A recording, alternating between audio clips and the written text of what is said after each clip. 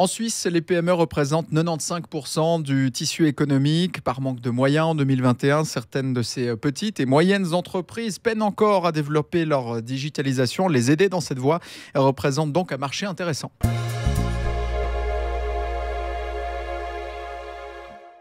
Bonjour Stefano Santinelli. Bonjour, ravi d'être là. Bonjour Elliot. Bonjour Vincent. On vous retrouvera tout à l'heure dans cette émission pour parler des GAFAM en Suisse. Stefano Santinelli, vous êtes CEO de Local Search, un groupe contrôlé par Swisscom, spécialisé dans le marketing et la publicité pour les PME en Suisse. Vous opérez les sites local.ch, search.ch et Renovero. Vous comptez plus de 400 000 PME parmi vos clients. Quels sont déjà les grands changements que vous observez dans le mode de consommation en temps de pandémie ? En temps de pandémie, la pandémie a vraiment accéléré la digitalisation chez les consommateurs et chez les PME. Chez les consommateurs, il y a beaucoup de gens plus âgés qui cherchent du business, qui cherchent des services locaux et qui s'informent sur l'horaire d'ouverture et font même des présentations en ligne. Chez les PME, on a finalement compris, aussi en Suisse, que c'est nécessaire d'avoir une présence en ligne très très forte sur tous les réseaux et peut-être même offrir des services en ligne comme dans le domaine de l'e-commerce ou de la prénotation en ligne. Développement du digital donc accéléré. Est-ce que ça n'a pas encore un peu plus creusé l'écart entre les entreprises qui ont vraiment les moyens d'investir dans le digital et celles qui ne l'ont pas ? Aujourd'hui, le digital, c'est pour tous, vraiment pour tout le monde. C'est les coiffeurs au coin, les restaurants au coin, tout le monde peut se permettre le digital. Il faut dire que c'est difficile à faire le digital. Bien faire le digital, il faut vraiment le maîtriser. Et c'est là notre chance du marché. C'est nous qui assistons, qui aident ces PME à rentrer dans le monde digital et avoir du succès. Les grandes entreprises développent beaucoup de produits en interne. Vous visez les PME. Si on prend l'exemple de local.ch, c'est un bottin téléphonique avec encore quelques améliorations, évidemment. Local.ch, c'est un bouquin téléphonique. C'est très aimé encore par les Suisses parce qu'on a plus de 4 millions de consommateurs chaque mois et on peut la prénoter, réserver presque partout. C'est le site le plus grand en Suisse pour la réservation des restaurants. C'est le site le plus grand en Suisse pour la réservation des coiffeurs et des services de beauté. Alors, c'est ça la direction dont se développe local.ch.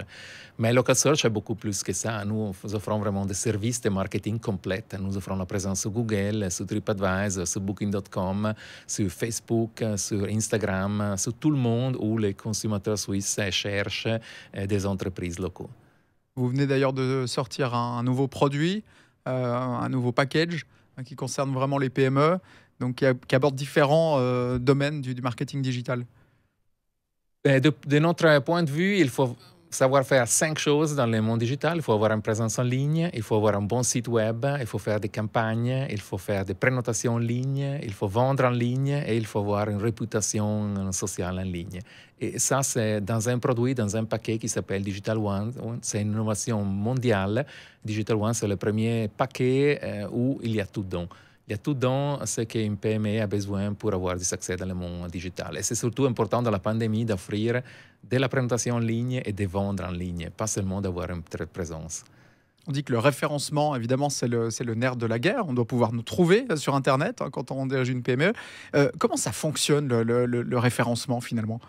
Le référencement est quelque chose de très facile. Il ne faut pas vraiment de la strigonnerie d'avoir quelque chose de très compliqué. C'est d'avoir un profil qui est complet avec des photos, des horaires de voiture, une description du business, avoir les mots-clés justes et avoir ces profils partout dans l'Internet. Ça veut dire pas seulement chez Google, mais aussi chez Apple, dans tous les moteurs de recherche comme Bing, dans les sites verticaux comme TripAdvisor, Booking.com, et vraiment avoir pour toutes les données, partout les données correctes. Vous travaillez donc avec ces sites, vous parlez de TripAdvisor, ce sont des partenaires, vous fournissez ensuite les données du client ? Nous ne fournissons pas de données aux clients, nous gérons les profils sur ces sites externes. Nous avons des partenariats avec tout le monde à l'Internet, plus de 60 sites Internet où nous mettons les profils de l'entreprise. Et puis nous faisons de l'advertising numérique sur les plateformes sociales comme Instagram, Facebook ou bien sur les sites des informations suisses. On parlait de local.ch, c'est un réflexe que l'on a en Suisse d'aller chercher un numéro, une entreprise sur local.ch. Est-ce que si cette plateforme n'existait pas, est-ce qu'on pourrait quand même trouver le numéro de cette entreprise ? Dans le sens, est-ce que c'est un besoin réel ou est-ce que c'est un besoin purement artificiel ? Local.ch, c'est un besoin réel parce que là, on a beaucoup plus d'informations, beaucoup plus structurées que sur les moteurs de recherche génériques. Si je cherche un restaurant sur local.ch, je peux sélectionner, avoir des options pour la cuisine italienne, la cuisine orientale. Je peux avoir des options d'accessibilité et prénoter en ligne. Et ça, c'est ce qui est important sur le collaborateur, pas avoir seulement 20 000 résultats où je dois surfer, naviguer plusieurs pages. J'ai dans une site comme local.ch la possibilité de sélectionner, avoir des options très, très structurées. Le monde numérique évolue évidemment très vite. Comment est-ce qu'on fait pour rester dans la place? Qu'est-ce qu'on développe comme technologie? On pense à l'intelligence artificielle peut-être? Nous, on voit deux développements technologiques qui sont clés. Une, c'est l'intelligence artificielle pour la gestion du marketing, parce qu'il faut être vraiment très intelligent, aller chercher les utilisateurs. Il faut aller chercher les utilisateurs sur la plateforme où ils sont maintenant. Et ça, ce n'est pas possible avec une gérance humaine, c'est l'intelligence artificielle. Et l'autre, c'est tout le monde de la vocale, voice. Avoir des smart speakers, smart assistants, parler avec les téléphones et là, être capable de trouver du business et même placer des commandes. L'interaction, c'est ce qui manque, c'est ce qu'on doit encore développer avec le numérique. L'interaction entre l'humain et la plateforme. Il y a des lacunes dans ce sens-là encore. Oui, je pense que c'est tout le monde vocal, le monde augmented reality, virtual reality, et il y a même des expériences de human brain interface où je pense à quelque chose et il y a une machine qui réagit et me fournit de l'information. Il y a des breakthroughs qui ont été annoncés l'année passée dans ce domaine-là. On y sera dans combien d'années? Je pense que ça, c'est quelque chose de plus long terme, 10-20 années, tandis que le monde vocal, voice comme interface naturelle, il est déjà là. Plus de 40% des recherches Internet sont faites d'après voice et plus de 90% de la population américaine recherche déjà ou fait de l'instant messaging via voice. Stefano Santinelli, vous êtes un vétéran de la digitalisation des entreprises. Vous avez étudié l'informatique à l'École Polytechnique de Zurich. Vous avez ensuite exercé différentes fonctions chez Microsoft Suisse en Russie et puis par la suite chez Swisscom. Comment ça a évolué la digitalisation des marques en Suisse? Est-ce que ça évolue bien? En Suisse, on a un peu de l'égard. On est 2-3 années après les autres marchés. En Suisse, on est un marché très, très local et il faut vraiment amener plus d'innovation. Il faut vraiment pointer plus sur les plateformes générales, les plateformes internationales et c'est ce qu'on cherche à faire comme Local Search. Ça, c'est lié au consommateur. Le Suisse est trop traditionnaliste? Un peu traditionnaliste, il y a aussi une chance. Quand on se bouge en Suisse, on fait de la qualité et on a vraiment de l'innovation. Mais c'est vrai qu'on est 2-3 années après les autres. On est en 2021, donc aujourd'hui on peut se commander une pizza directement avec son téléphone, son smartphone, hein, sans forcément passer le coup de fil. Pourquoi est-ce qu'il y a encore une telle importance accordée aux médias téléphoniques? Nos clients PME disent que 60% des commandes sont encore passées par téléphone. Et ça a à voir avec la présence d'Internet de ces PME qui n'est pas optimale. Pas toutes les pizzerias ont la possibilité de faire une commande en ligne, pas tous les restaurants n'ont pas la possibilité de faire une réservation en ligne. Alors il y a vraiment du côté business un grand besoin de s'améliorer dans sa présence digitale dans les services digitaux. Pour le consommateur lui-même, est-ce qu'il n'y a pas justement le côté humain? Est-ce que ça ne manquera pas dans les prochaines années d'avoir un interlocuteur en chair et en os au téléphone? Comme informaticien, j'aime bien la machine qui fait le travail pour moi. Il y a aussi des pilotes, des assistants digitales où c'est l'assistance qui place ma commande chez moi, ou par moi-même, chez un business. Alors, je suis très ravi d'avoir beaucoup de technologies, de ne pas parler avec les humains, mais d'avoir des machines qui placent ma commande. Là, on a parlé donc du mode d'utilisation. Maintenant, la technologie elle-même, la téléphonie, est-ce qu'elle va survivre dans les 10 prochaines années? Je pense que le modèle de fruition de Voice va survivre. Nous, comme humains, nous aimerions bien parler et avec la parole, la Voice, on peut donner beaucoup plus d'informations qu'avec un message écrit.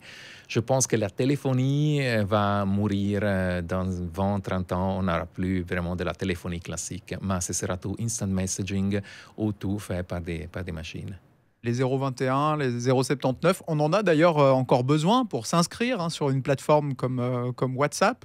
Ça reste un identifiant, ça sera remplacé par quoi? Je pense que ça restera toujours un identifiant. Et je pense que l'identifiant, ce ne sera pas le numéro de téléphone, mais plutôt un ID digital dans quelle forme possible. Ça pourrait être un certificat sur une petite carte, ça pourrait être un certificat digital ou peut-être un avatar qui est fait quand je suis né. Le passeport numérique, les Suisses, pour l'instant, balayent cette idée. Qu'est-ce qui ne va pas dans cette démarche, selon vous? Je pense que c'était une loi qui était refusée, c'était vraiment compliqué, c'était difficile à comprendre, il y a beaucoup de craintes pour la privacy. Mais de facto, le passeport numérique, il est déjà là. Mon numéro de téléphone est déjà un passeport numérique pour beaucoup d'applications et ça, c'est le futur. Le futur, ce n'est pas quelque chose où il y a la confédération qui me donne l'identité numérique, mais c'est des prestataires commerciaux qui ont une identification comme le numéro de téléphone, comme un certificat et utilisent ça pour faire du login, pour identifier mon item. On pourrait imaginer un État qui récolte des données hein, sur ses habitants.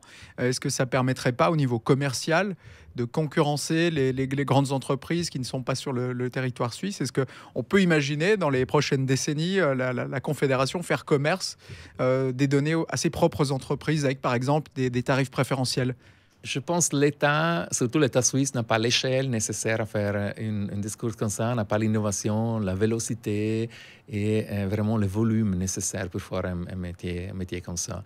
Je pense que plutôt le scénario intéressant, ce sera quand les entreprises chinoises, les grandes plateformes chinoises arriveront en Europe. Alors, il n'y aura pas seulement Google, il y aura Google et Baidu. Pas seulement Amazon, il y aura Amazon et Alibaba.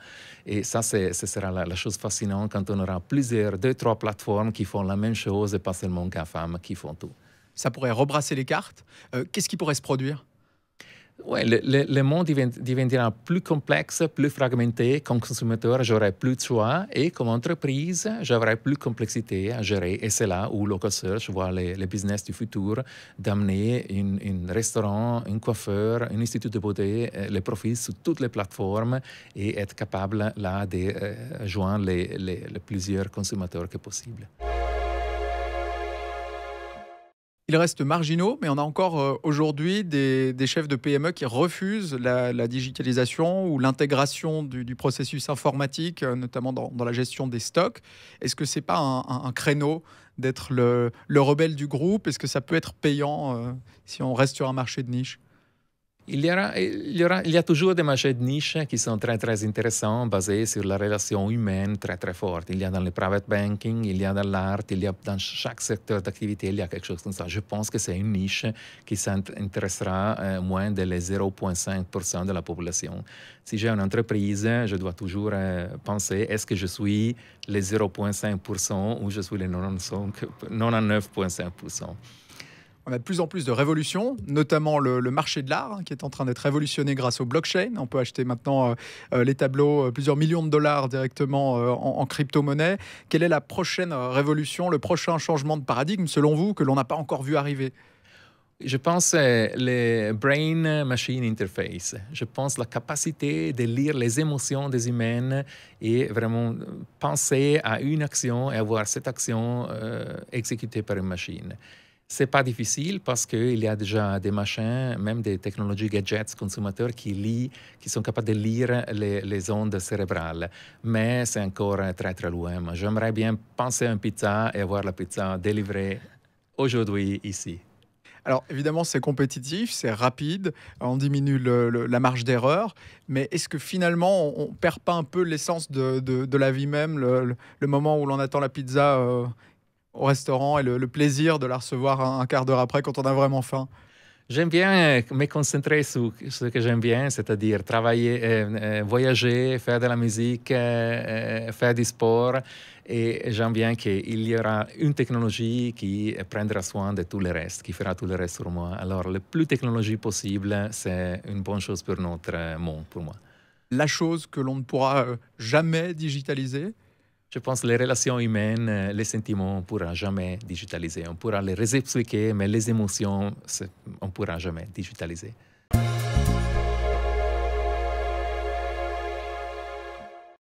Stefano Santinelli, donc vous êtes le CEO de Local Search. Vous avez fait l'acquisition donc de Renovero en 2020. Aujourd'hui, selon vous, quelle est la plus grosse force pour votre entreprise? Notre entreprise a un portefeuille digital complet à un prix fixe pour les PMS. Et ça, c'est quelque chose qui personne a un prix fixe de la campagne, profil en ligne, réservation en ligne, website, e-commerce site et aussi des sites spécifiques comme Renovero. Ça, il n'y a personne qui peut offrir en Suisse. Est-ce que vous sentez que votre entreprise est suffisamment armée, outillée pour lutter contre les GAFAM? Nous, on est des bons partenaires avec les GFM. On fait beaucoup de business avec Google. Ce qu'on voit, c'est qu'il y a besoin en Suisse d'un intermédiaire entre le PME et les GFM pour amener les profils de marketing, les campagnes de marketing des PME sur ces plateformes. Et ça, c'est nos business aujourd'hui et dans le futur. Donc aujourd'hui, vous vous situez plus en tant que partenaire que concurrent?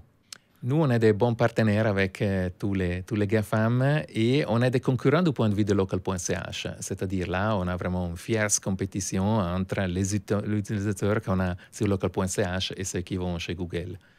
Est-ce que l'acquisition de sites et d'applications comme Renovero fait partie de la stratégie de Local Search pour se développer? Il y a beaucoup de secteurs qui ne sont pas digitalisés aujourd'hui. Le secteur le plus grand en Suisse, c'est le secteur des artisans. Il y a encore, les artisans sont contactés par un coup de fil. Et c'est une expérience très frustrante pour le consommateur. Comme consommateur, j'aime bien dire oh, j'ai une maison à rénover et faites-moi des offres. Et je ne veux pas seulement une offre, je veux 2, 3, 4 offres pour choisir l'offre meilleure pour ma situation. Et ça, c'est le focus de Renovero, d'avoir une digitalisation des contrats, d'appels d'offres pour les artisans, pour les consommateurs. C'est un marché en Suisse qui c'est plusieurs des centaines de millions de francs qui n'est pas encore digitalisé. Demain, il y aura d'autres Renovero au niveau des acquisitions de Local Search? Renovero, c'est déjà la 3e acquisition. On a fait Search.ch, on a fait Webship et Renovero. Il y aura d'autres acquisitions. On envisage maintenant encore 2 acquisitions pour cette année et l'année prochaine. Merci Stefano Santinelli.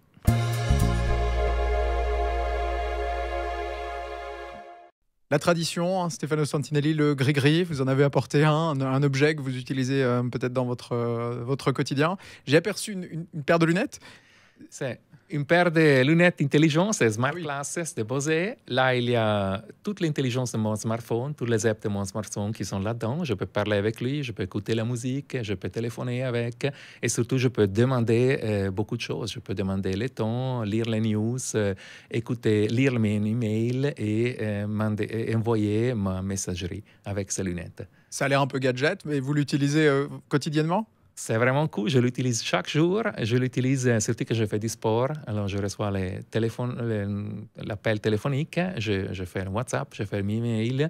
Et surtout, je demande des informations intéressantes comme qui est-ce qui a gagné hier soir le match de football ou quel